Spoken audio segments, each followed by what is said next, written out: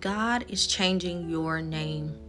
I was reading out of the book of Mark and out of chapter 3, and I got to the part where Jesus was, he went into the synagogue, he healed the people, and the Pharisees was looking for a reason to accuse him. They were watching him and they were looking for a reason to accuse him of healing them. He ended up calling them out about their hard hearts. But as I was reading, it talked about Jesus appointing the 12 apostles. And I noticed that when I started to read it, the Lord highlighted that Simon, to whom he gave the name Peter, and James, the son of Zebedee, and John, the brothers of James, to whom he gave the name Boanerges, that is, sons of thunder. And as we look here, we see that God is in the business of changing your name. When they followed when Jesus appointed them, hear me very clearly, Jesus appointed them and sent them out.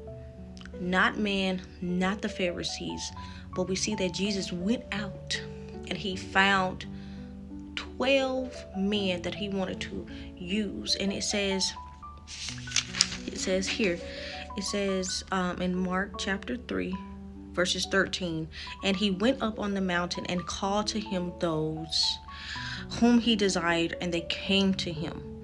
And he appointed 12, whom he also named apostles, so that they might be with him, and he might send them out to preach and have authority to cast out demons. And then you read on, it tells you the name of them, and it also tells you that he named Peter.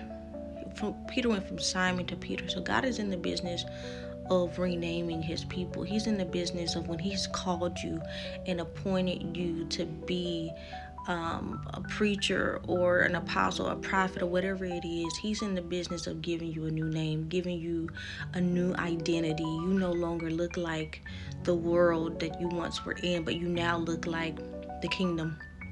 And so God is changing his people's names. He is giving them a new name. He's giving them new authority and things to cast out demons. That is the whole part of being a part of the kingdom, right? Is that we cast out demons. We go heal the sick. We go preach the gospel of Jesus. And one thing I noticed is there's nothing you could do for God to use you. Literally, we see that they follow Jesus and they surrendered and they listened to their authority was Jesus. The person that they followed and learned from was him.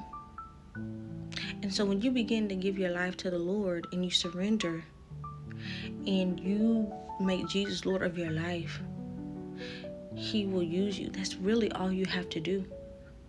There is nothing you do. That's why God is going to begin to raise up people. They're not going to have to take all these religious courses. They're not going to be lied to. They have to tithe all this money for God to do this. And God is going to begin to raise people up because these people truly are after Jesus. They truly follow him, not man, not their pastors. Their pastors not their idols, not their God. Jesus is their God. And it's going to confuse the Pharisees.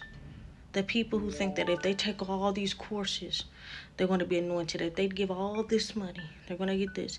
If they do this, it works, when it's really knowing the King, staying close to him. They were close to Jesus.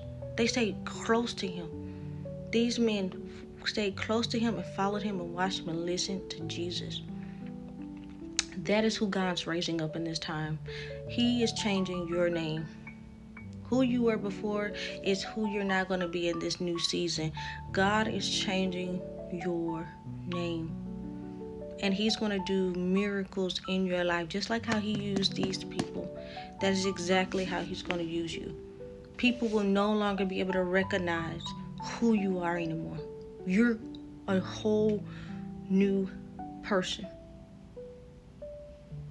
You're going to be a whole new person in this new season because God is changing your name.